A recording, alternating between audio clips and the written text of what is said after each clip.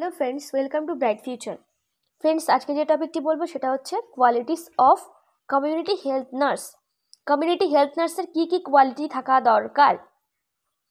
First হচ্ছে educational qualification. দেখা যাক এখানে কী কী এডুকেশনাল কোয়ালিফিকেশান থাকা দরকার। Diploma in general nursing and midwifery and should be registered with state nursing council. Diploma in general nursing and midwifery মানে GNM যে diploma course আছে সেটা করা থাকতে হবে। অ্যান্ড অবশ্যই স্টেট নার্সিং কাউন্সিলের আন্ডারে রেজিস্টার্ড হতে হবে। Then according to new concept, the educational qualifications of a community health nurse should have passed a course in general nursing and diploma in public health of 9 months duration। মানে যদি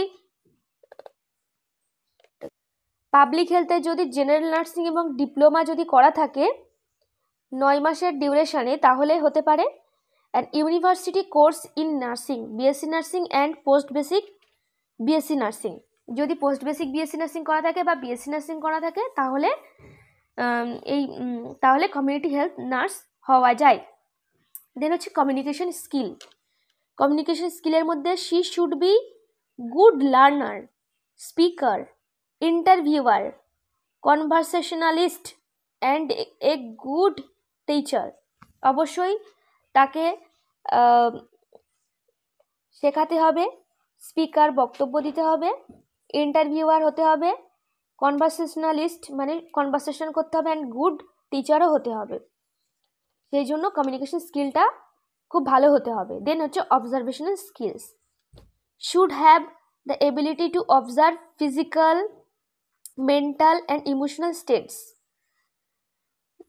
অবশ্যই physical, mental and emotional state observe করার ability থাকতে হবে।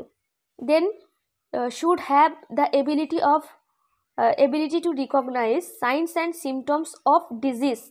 অবশ্যই কোনো sign and symptom, কোনো ডিজিজের sign and symptom দেখে কোন ডিজিজ সেটা রিকগনাইজ করার এবিলিটি থাকতে হবে। দেন হচ্ছে she should capable of assessing the health level of individuals, family and community. অবশ্যই তার ইন্ডিভিজুয়ালস, ফ্যামিলি অ্যান্ড কমিউনিটি হেলথের লেভেল অ্যাসেস করার ক্যাপাবিলিটি থাকতে হবে। দেন হচ্ছে লিডারশিপ স্কিলস। লিডারশিপ স্কিলের মধ্যে ফার্স্ট হলো should be able to take right and immediate decision according to the situation. Right সময়ে এবং রাইট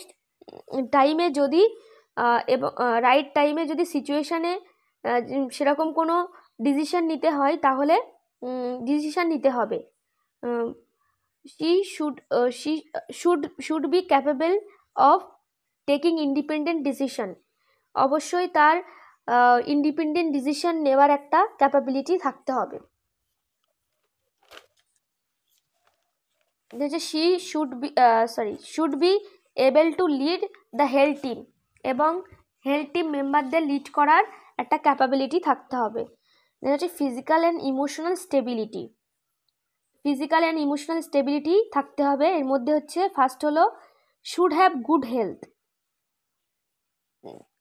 দেন হচ্ছে should have mental ability and adaptability. Then other qualities. এই আদার কোয়ালিটিসের মধ্যে হচ্ছে should have knowledge and available resources and health problems of community. অবশ্যই availability and accessibility এবং resources সম্পর্কে ভালো নলেজ রাখতে হবে। কমিউনিটি হেলথ প্রবলেম সম্পর্কে জানা থাকতে হবে কম বেশি। দেন হচ্ছে should have understanding of human behaviour এবং হিউম্যান বিহেভিয়র আন্ডারস্ট্যান্ড করার ক্যাপাবিলিটি থাকতে হবে। Then should have managerial abilities এবং ম্যানেজ করার এবিলিটিও থাকতে হবে। Then critical thinking, problem solving. Critical thinking and কোনো প্রবলেম অ্যারাইজ হলে সেটার সলভ করার এবিলিটি থাকতে হবে। They often make quick decision. In emergency situation, কোনো এমার্জেন্সি সিচুয়েশানে ইমিডিয়েট ডিসিশন নিতে বা কুইক ডিসিশন নেওয়ার ক্যাপাবিলিটি থাকতে হবে। দেন হচ্ছে organisational skill, they need to manage a wide range of duties, এবং অর্গানাইজেশনাল স্কিলের মধ্যে হচ্ছে তার কোনো ডিউটির উপরে ম্যানেজ করার একটা ক্ষমতা থাকতে হবে। Emotional stability, they need to be emotionally stable, অবশ্যই ইমোশনাল স্টেবিলিটি থাকা দরকার। Then sensitivity, friendliness and patience, অবশ্যই সেন্সিটিভিটি থাকতে হবে, ফ্রেন্ডলিনেস থাকতে হবে এবং পেশেন্স মানে ধৈর্য রাখতে হবে। তো এই কোয়ালিটিগুলো একটা কমিউনিটি হেলথ নার্সের মধ্যে রাখা দরকার। তো আজকের ভিডিওটা এই পর্যন্ত। ভিডিওটা ভালো লাগলে অবশ্যই লাইক করবে, কোনো প্রশ্ন থাকলে কমেন্টে জানাবে এবং আমার চ্যানেলটি যারা সাবস্ক্রাইব করেনি তারা সাবস্ক্রাইব করবে। Thank you.